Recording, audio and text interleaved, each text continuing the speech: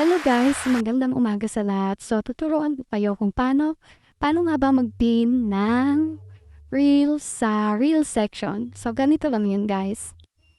So, ayan po, pumunta po kayo sa Facebook. Then, click nyo po yung profile nyo. Then, punta kayo sa Reel section nyo, sa More. Yan, pindutin nyo yung More Reels. Ayan po, nakapag-pin na po ako ng 3 Reels ko. So, maghanap kayo ng Reels na gusto nyo ipin. Minimum yan ng 3 reels lang ang ipipin. Hard touch nyo lang po siya, diinan nyo. Then yan, pindutin nyo yung pin. So, yan, ipin nyo po ang mga gusto nyong reels na madagdagan ng views. So yun lang guys, ang ginawa ko.